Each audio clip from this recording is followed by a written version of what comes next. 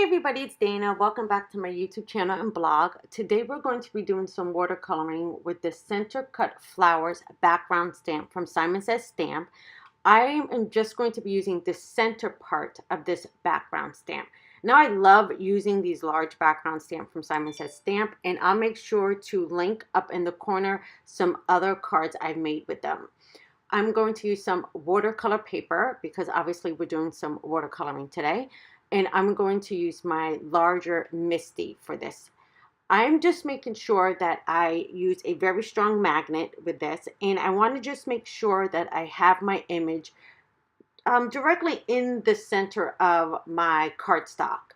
Now, I want to make sure also that my paper is tucked very nice and tight into the corner of my MISTI, because that's going to be very important for a technique I'm going to use a little bit later. I'm also using the VersaFine Clair Morning Mist ink. Now this is a pigment ink, and I've used it off camera a few times, and I absolutely love it for watercoloring. So I'm going to put some of that onto my stamp, and then I'm going to press down firmly. Now I'm going to, just for my own purpose, you don't necessarily have to do this, but I like to double stamp this ink. Again, you don't have to do it, but on these larger background stamps, I just like to make sure that I have even coverage. There was a spot right there in the middle that I missed, so I'm just going to double stamp this. This ink is really, really crisp ink, so you don't really need to double stamp it. Now, I really love how that looks, so I'm just going to remove it from my MISTI. I do not need to stamp it again.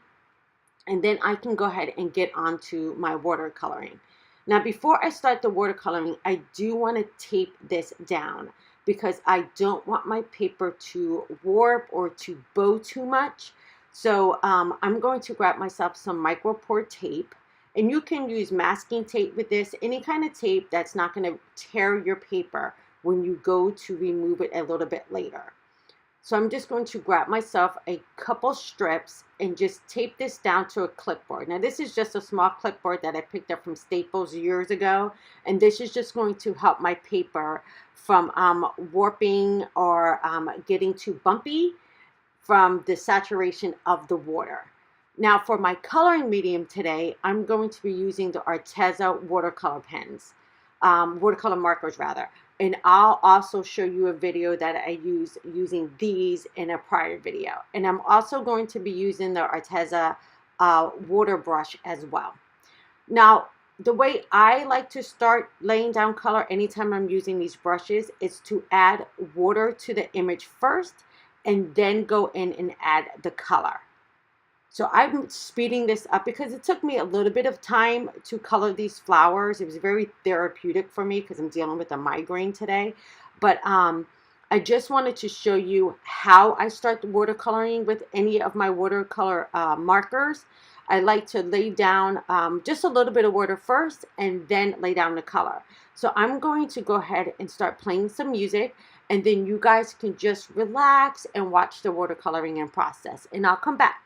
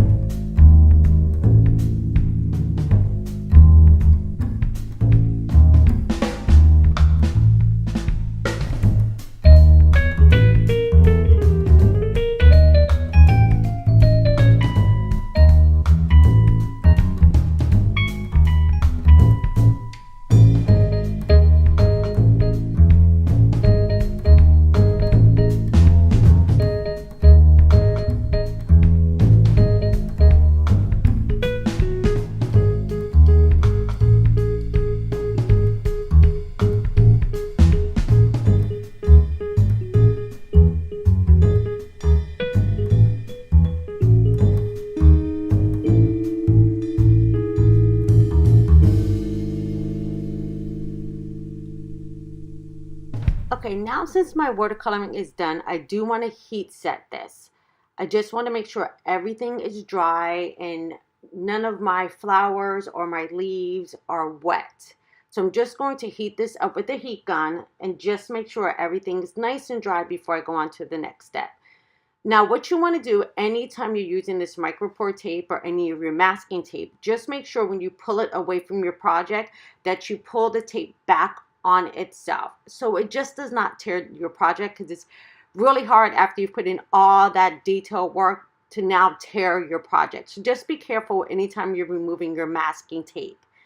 All right, now since I'm going to have this off of the board, I can work on to the next step. Now, the reason I left everything in place on my MISTI is because I want to double stamp this again. So that's why it's very important that I put that piece of paper right back in the corner of that MISTI. So I'm just making sure it's tucked nicely in there, and then that my image lines back up. Now, I like to double stamp after I finish coloring some of my images, just to bring back some of the crisp lines. So I'm using the same VersaFine Clair ink in that Morning Mist. And again, I'm just double checking to make sure my paper is nicely in that corner. And I just realized I missed one little spot on the leaves. I'm just going to make sure I have that ink nice and loaded onto that image before, because I just want to stamp this one time. So I'm just making sure I have ink everywhere, and then I'm just going to go ahead and press down. And I'm going to press pretty firmly this time, just to make sure I have all of my areas covered. And then I can go ahead and lift my lid, and look how nice that looks. It brings back that rich detail around my flowers. All right, now since I have that done, and I love the way that looks, it makes my image pop a little bit better. I'm now going to frame this out with a stitched rectangle die, because I don't need all that white space anymore. I just want my focal point to be right in the center of those flowers. So I'm just going to run this through my die cut machine, and now I'm going to add a sentiment. So I'm going to go ahead and grab my MISTI one more time, and for my sentiment, this is going to be my last Mother's Day card. So I'm using this Pen Rose stamp set from Altenew, and I'm just using the mother sentiment. I'm going to put that right on the bottom of that gorgeous cluster of flowers. And I'm going to keep this card really nice and simple. So I'm not going to add a lot to this. Now, to keep my ink colors the same, I'm going to use that same Morning Mist. Now, this is like a deep gray, so it's not like black. It's a nice, almost like a nice dark charcoal gray. So I'm gonna, now this is the first time I'm using this stamp, so I'm gonna double stamp this. So I'm gonna stamp it down once, and then I'm going to stamp it down one more time. Now this pigment ink just settled into the paper very nicely, but I want my lines to be a little bit darker so they match the lines around my flower. All right, so that looks perfect. I love the way this looks. Now, for my background today, my background card base, I'm going to use gray. And I know that's quite shocking to everybody because I normally use white, my Nina Solar white. But this time I'm going to use gray because I really want to play off the gray in the sentiment and the gray around my flowers. So I'm going to bring in my Fiskars paper trimmer, and I'm just going to use the guide right down the center, which would normally be the guide that I would cut on. I'm just using that guide and my bone folder, my Teflon bone folder, just to make a crease in my card. Now I can just fold over my paper and then use the top of my bone folder to give myself a really nice crease. All right, now I can finish building my card. I'm just going to bring back in my watercolor piece and then use my ATG gun. Now, also with me having to tape this watercolor piece down, you can tell it's not really bowed, it's not really warped. So I don't need to really worry about adding really strong adhesive on this or score tape or anything like that, because my paper is not really bowed, so it should lay perfectly down on this paper. I did add a few more lines of adhesive, but other than that, I'm going to be fine. Now, just for a little bit of bling and just a little bit of bling, I did decide to add just a couple of matching pink and gray sequins. You guys know I could not let Mother's Day cards go by. We're not adding just a tad bit of bling. So I'm using my multi-medium mat here to put down my sequins, as well as my little pick tool. And I'm just adding clusters of three in the top and 3 in the bottom. So this, like I said, is my last Mother's Day card, and this would be being popped in the mail tomorrow, so I'm not late. But as you can see, this beautiful center cut flowers background stamp is absolutely gorgeous. I have been seeing so many beautiful cards made with this stamp set, so I know I needed to hurry up and get one done so I can get this out in the mail to my mom. So I'm just going to finish up the last of these sequins in the corner. And I'll make sure to have everything listed below for your shopping convenience, and then you can head on over to my blog for additional pictures as well. All right, that is going to wrap up the video today, you guys. Thank you so much for hanging out with me today, and happy Friday to everyone. I will see you guys in another video soon. Take care, everybody, and have a fantastic weekend. I'll see you guys soon. Bye-bye.